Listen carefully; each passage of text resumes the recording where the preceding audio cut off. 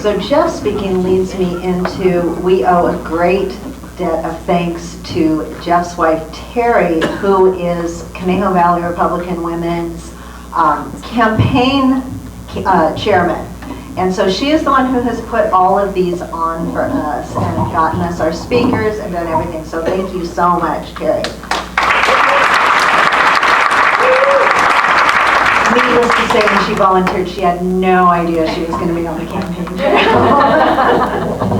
It's crazy. All right, our next speaker, John Barrick.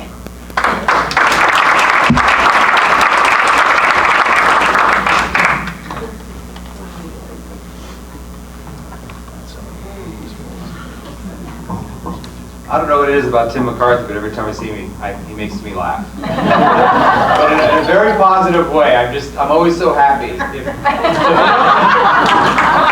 This is going to take some of my time, but if you don't know, Tim and I met, just a little under a year ago, maybe, on the campaign trail, and I swear it feels like we're brothers. I have just become such good friends with him and Cole Ricardo. Brocado. Bro, just bro. What did I say? Did I say brocado? No. There's a reason why we do the just vote bro. Don't worry about it. It's all good. All right. Well, I like him a little less now. You're off the list, Cole.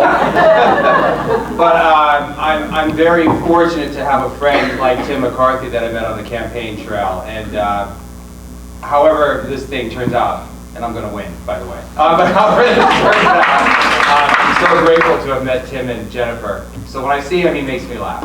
Anyway, my name is John Barrick, and I'm running for district attorney. I'm going to ask you a set of questions, and then raise your hand and let me know that's the best way to answer these questions. Who here likes the fact that Sacramento is passing laws that gut the rights of crime victims? Listen to the question, please. Who likes those laws? I don't want to give anything away, but these questions, no one should be raising their hand.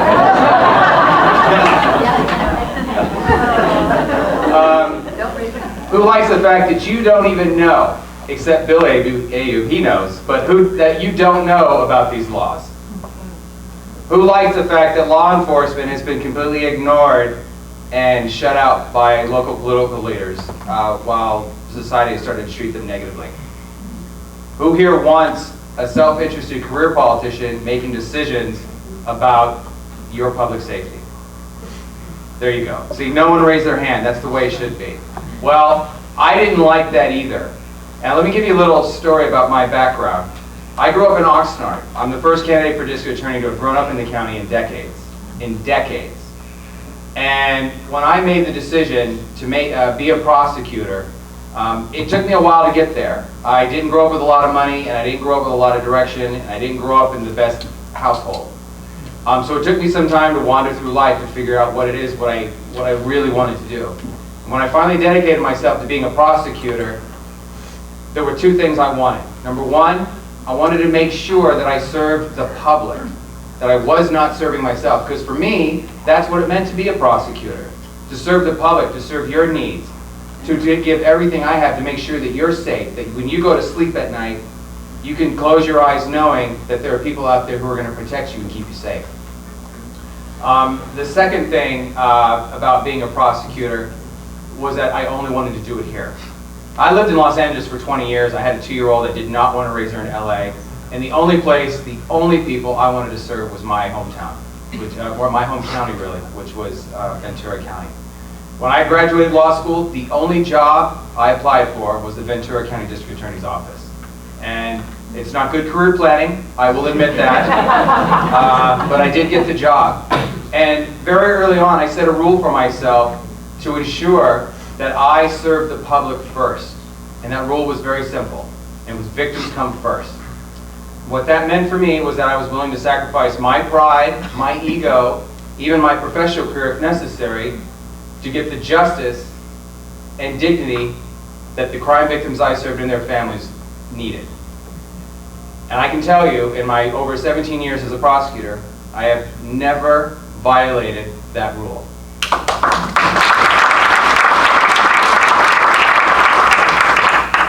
I just sent a code to Lori, by the way, to take some pictures for me. It's all about posting, folks. It's all about posting. Over the Jim should have known. Like, we were supposed to have this bromance going. Did you? I got 4. I didn't see it. Stop the clock. Stop the clock. All right, thank you, Jim. All right, start the clock again. And by the way, Cole Brocato and I wore the exact same suit last night at a function, and it looks like we're wearing the same suit again tonight. We did not plan that, but that's how copacetic we are with each other. Love you, bro. Thank you.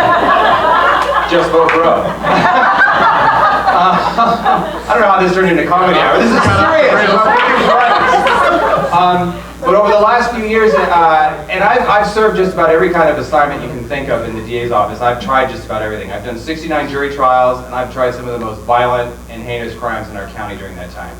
I've worked a number of assignments, including serious and violent felonies, hardcore gangs for 6.5 years. I simultaneously prosecuted all the hate crimes in the county. I've been working homicides for the last 7+ years. And over the last few years, especially the last 10 or 11, I'd seen things going on in this state that violated my rule. And that was the laws coming out of Sacramento that now put the focus of the criminal justice system of serving the criminals, the people who hurt you, above what you need. I was frustrated with the fact that you didn't know about it. But don't feel bad, because I didn't know about it either, and I'm a prosecutor. We wouldn't know about these things until we got an email at the end of the year announcing what the new laws were. And some of them were terrible. I didn't like how law enforcement was being treated, especially over the last 2 or 3 years. And it seemed that the political leaders in this state didn't care. All they cared about were 2 things, either getting to their next office or being reelected. And I didn't like the fact that political decisions were being made about your public safety. And by political decisions, I mean decisions that put the politician first ahead of your needs. And so when my boss suddenly announced his retirement in November of 2020, I had a choice. I could either sit in my office and prosecute my cases, which I love, and I'm still working, by the way. I could either sit there, prosecute my cases, and complain to no one, or I could get up and do something about it.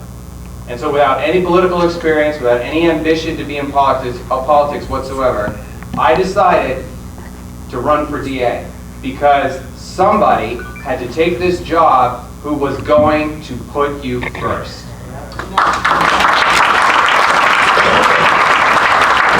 We've built up a lot of momentum, and we're just getting started. The election is June 7th. I see the red car out of the corner of my eye. I blame Tim McCarthy. My name is John Barrick. I'm running for... Yeah, did we wind that clock back? Can we get a recount? My name is John Barrick. I'm running for Ventura County District Attorney. I do have yard signs. They're in my car. I didn't bring them in because I thought that would be rude. So please see me afterwards if you'd like one. I'd love to give you one. Thank you very much.